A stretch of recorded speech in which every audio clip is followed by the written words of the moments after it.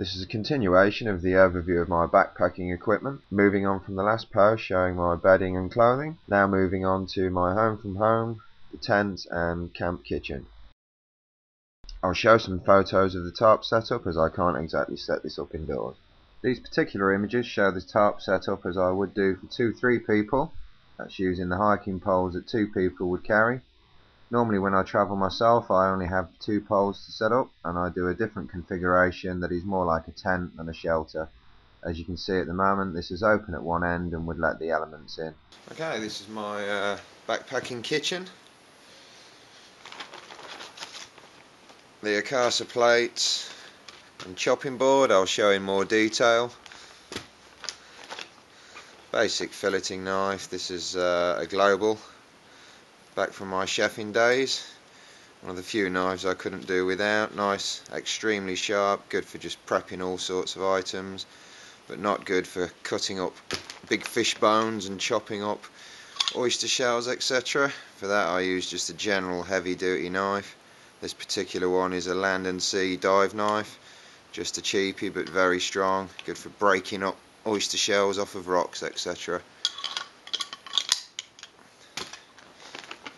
General sharpener, always good to have a sharp blade when you need it and not be hacking away at things. Lots of these Sealy bags stay in the pack all the time. This is generally what I keep my cereals and powdered milks and coffees and things in. Difficult to find good ones, so they generally do stay with me. Strange looking silver device here, contraption, is actually just my pots and pans. They're kept in these pan cozies. The idea of these is that it insulates your pan. You can boil some water up in that while you're out and about. Just bring your food to the boil in the pan itself. There's the pan. Bring your food to the boil in that. Drop it into the cozy and that'll keep it up to temperature for a good couple of hours. Food will remain cooking and saves you having to carry all that extra fuel. This particular pan's worth a bit of a mention. They're very good pans. These are the Primus range. Non-stick titanium coating it is. Some of the best pans I've ever used actually. I wish I'd had pans like this when I was working as a chef. Very good non-stick coating, very hard wearing. The other little pan that I have here is if I do go on any lightweight hikes I'll just take the one if it's just me. There's no major cooking requirements. One little pan, good for boiling water just to make coffees and rice if there is a couple of us. Again, got its own little pan cozy. They really are good for the weight. It saves you having to carry and travel with a lot more fuel on board. That would be the pans. Next up, my cooking stove itself.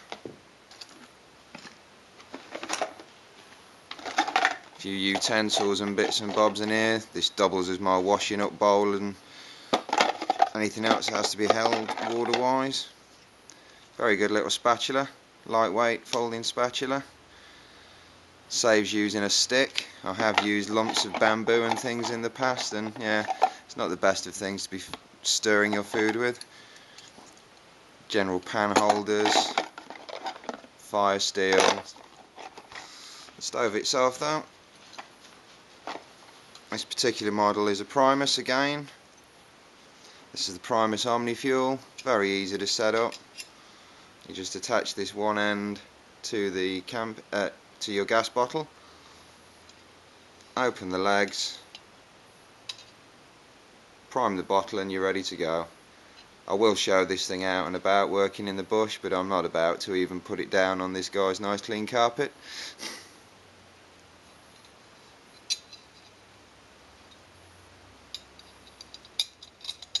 Nice lightweight. The fact that you can use any fuel does mean that if you're out and about and you don't want to have to go to town, you can just use a bit of your petrol or diesel, whatever's available.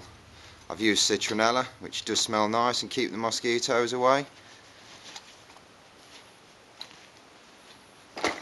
Right then, excuse my fingers and thumbs, I'm sure I'll end up obscuring this by my hand, but here's the rice bowl, the Great thing about these is they're easy to clean because they're flat. You don't have to use a lot of water for them while you're out camping, which is great if you're having to purify it to be washing in. But yeah, very easy to fold together. It's been a few months since I did this, and yeah, it's very generic. You don't have to really read the manual to learn how to do something like that. One thing I would say, when you buy them, do make sure you pre-fold all those, because it does make them go together a lot neater. All these little sections just need pre-folding until you get a nice white line down them, at which point it makes life so much easier trying to arrange and make those folds. It really is that simple. I do find this particular bowl probably the most useful. It's the perfect size just to hold in your hand. You can get plenty for one meal while you're out camping in there. The kit does come with 2 of those, but I think I ended up giving mine to a fellow traveller who was without anything. Nice and flat. The cup, very simple. On one side, there we go, straight into the press stud. On the other side,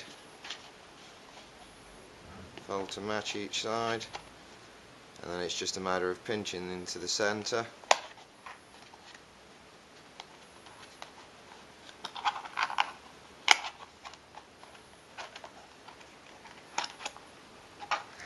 He says, just a simple matter. There we go. Yes, very good product these. I find my only real complaint is that it's not a great big tea mug. But yeah, I've drank plenty of bourbons and cokes and bourbons and gingers out of that, and it does the job fine. Plenty of coffee every morning. Boiling water, it doesn't fold apart. Particularly this model with the press stud, I find is much better for not separating under hot water conditions. The 2 plates are identical, with press studs holding them together. You can have it as quite a deep bowl. There we go, quite a deep bowl there.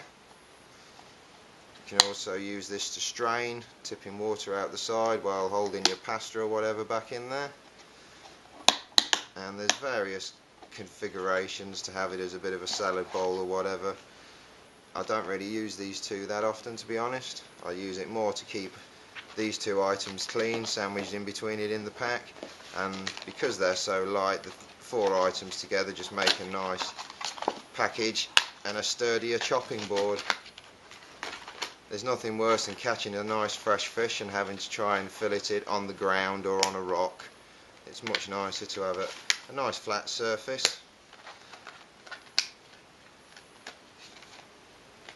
There we go, fillet away on that, nice clean flat surface.